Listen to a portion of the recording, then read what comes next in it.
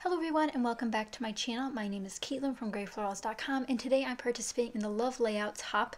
Now this hop is consistent of a lot of projects about love. Today I am doing a card featuring this Avery Elle stamp set, but you can find the list of lovely ladies who are participating down below and you guys should check them all out.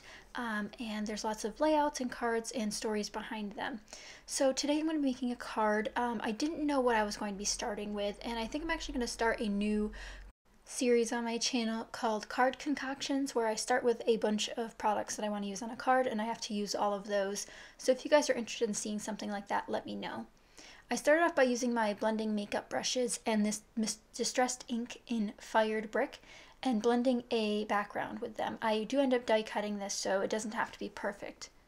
Blended it enough, I set it aside to dry a little bit, and then I go on to stamping. I'm using this adorable set from Avery Elle that features a little woodchuck, and I'm going to be stamping those in VersaFine black ink on some Nina Solar Crest white cardstock.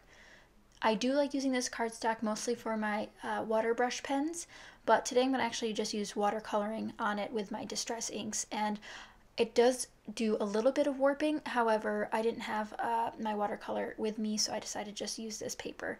And if you guys are doing a little stamp set like this where you're just stamping a couple images, I would recommend stamping them twice. That way you can make double the cards, and it just saves some paper and some time later in the future.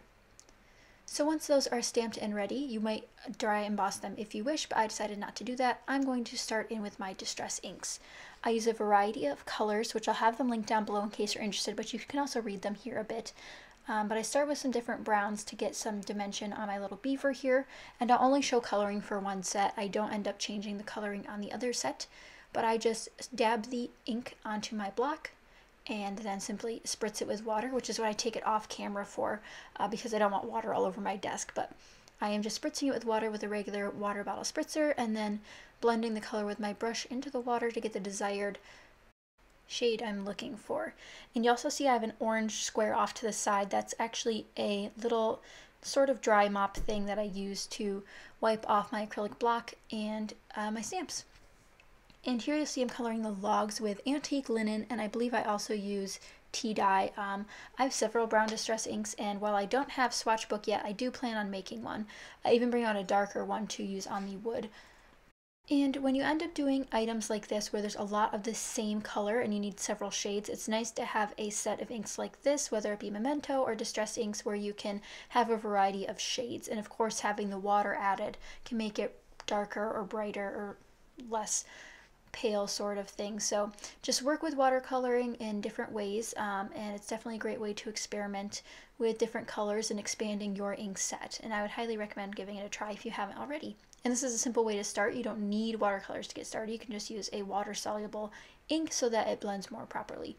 And if you have alcohol inks, you can also do a similar technique with having extra alcohol instead of spraying it with water. So once those main pieces are done, I move on to the other colors, and I'm going to be using Fired Brick again and then some greens for the little clovers that I cut out. I thought those would be a nice touch to add a different color to the Valentine's Day card. And again, I will not show you coloring for all of the images, just this one set, but I am doing the clover so I don't have to bring out the green again. And that's just in the color mode lawn. And again, I'll have all the supplies I use linked down below in case you guys are interested. And don't forget to check out everyone else's pages and projects down below. And you also saw I just took a black pen from my stash and filled in the little beaver nose. I'm not actually sure what color a beaver's nose is. I just decided to go with black on this one. And then a little heart on the stump is filled in with red. So here I'm going to use this die cut set. These dies are from Cartabella/Echo Park. I buy mine at idiecut.com when they have their 50% off sales, and I'll have that link down below as well.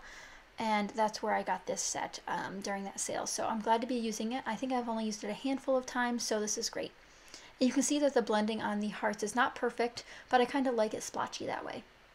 And here's where I start building my card. Now I'm going to decorate the inside and the outside just to give it a little bit more interest. And I end up pulling out two sentiments. One is a little banner that says love, which the beaver will hold on the front of the card. And then the inside it says, would you be mine? And wood is spelled as in wood log instead of like W-O-U-L-D.